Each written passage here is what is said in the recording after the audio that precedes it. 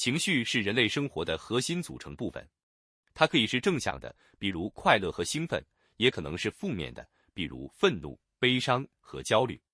无论何种情绪，它们都深刻影响着我们的行为、决策和人际关系。尤其是在现代社会的快节奏和高压力环境下，情绪的管理能力变得尤为重要。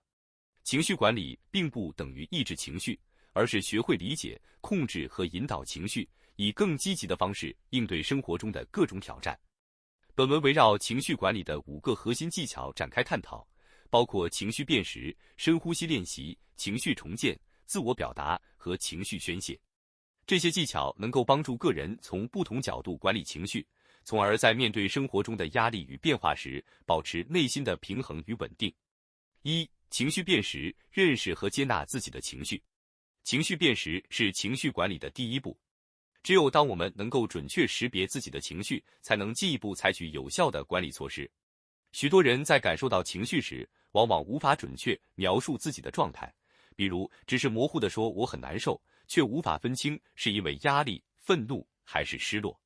情绪辨识的关键在于提高自我觉察能力，学会深入了解情绪背后的触发因素和内在含义。案例分析：张女士是某企业的中层管理者，在一次团队会议中，她因为同事未按时提交报告而感到烦躁。但在仔细思考后，她意识到自己的情绪不仅仅来自对方的延误，更是因为自己对项目成败的焦虑。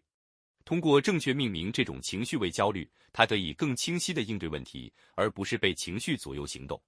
实践方法：情绪日记，每天记录自己的情绪，描述引发情绪的事件以及当时的感受和反应。情绪词汇表，熟悉多种描述情绪的词语，例如愤怒细分为恼怒、愤慨、不满等，有助于精确表达感受。反思提问，问自己我现在的感受是什么？这情绪从何而来？逐步建立对内心世界的了解。通过情绪辨识，个体可以减少对情绪的模糊感知，从而避免情绪失控，找到更有效的解决方案。2、深呼吸练习，快速平复情绪波动。情绪波动往往伴随着身体的应激反应，如心跳加快、呼吸急促或肌肉紧张。深呼吸练习是一种简单却极其有效的技巧，通过调节呼吸节奏来恢复身体和心理的平衡。深呼吸能够刺激副交感神经系统，减缓压力激素的释放，从而帮助个体在情绪激动时恢复冷静。案例分析：小李是大学1年级的学生，面对期末考试时感到极度紧张，甚至有些呼吸困难。他尝试深呼吸练习，深吸气，直到腹部胀气，停留2秒，然后缓慢呼气。他重复这一动作5分钟后，发现自己的心跳减缓，注意力也更加集中，从而顺利完成了考试复习。实践方法：规律练习，每天抽出5到10分钟专注于深呼吸，提高其作为反应性技巧的有效性。4-7-8呼吸法，吸气4秒，屏气7秒，呼气8秒，重复多次，有助于快速平复情绪。结合冥想，将深呼吸与冥想相结合，进一步增强内心的宁静感。深呼吸练习的优势在于简单、便捷，可以随时随地进行。在职场会议、家庭争执或高压场合下，这一技巧能够帮助人们更好地控制情绪。3、情绪重建，改变对事件的看法。情绪并非完全由外部事件引发，而更多是由我们对事件的解读决定的。情绪重建的核心在于改变对事件的看法，从而调整情绪反应。通过这种方式，人们可以避免因主观偏见或思维定式导致的过度反应，学会用更理性和积极的态度应对生活中的困境。案例分析：林先生在工作中因一次提案被否决而感到沮丧，认为自己不被上司信任。但在与上司深入沟通后，他了解到否决的原因是预算限制，而非对他能力的不认可。他将这种沮丧情绪重建为对团队整体规划的理解，从而转变为更积极的态度。实践方法：自问练习，问自己我对这件事的解读是否唯一正确？还有其他可能的解释吗？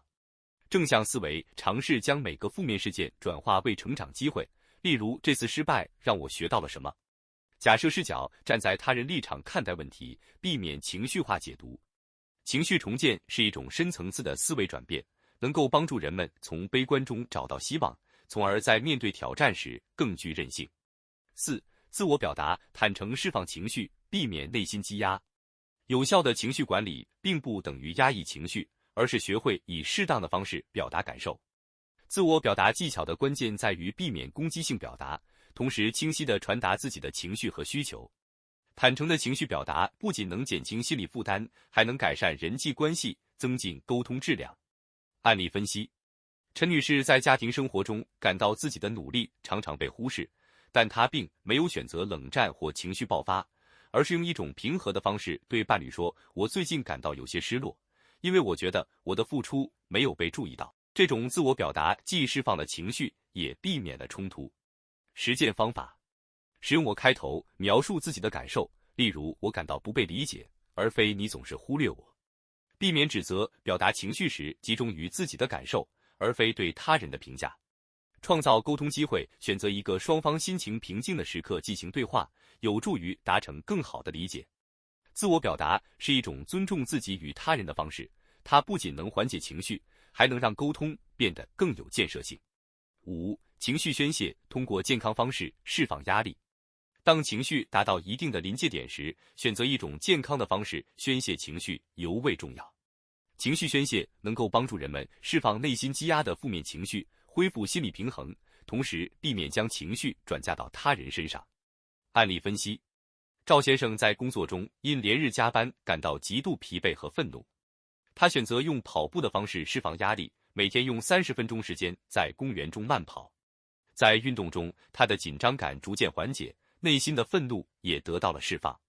跑步结束后，他能够以更加平静的心态回归工作。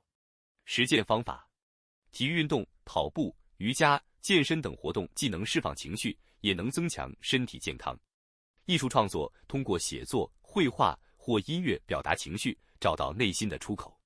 倾诉交流，与信任的人谈论自己的感受，分享内心的压力和烦恼。情绪宣泄应注意避免采取有害方式，例如暴饮暴食、酗酒或将情绪发泄到他人身上。选择健康的宣泄方式，既保护了自己，也维护了与他人的关系。结语：成为情绪的主人。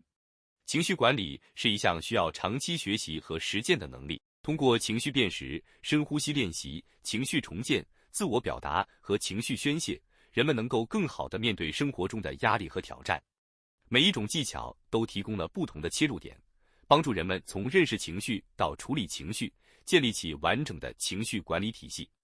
在情绪得到良好管理的情况下，个人不仅能更从容地应对困境，还能提高生活满意度和人际关系质量。通过不断练习，我们每个人都可以成为情绪的主人，而非情绪的奴隶，从而活出更加平衡和充实的人生。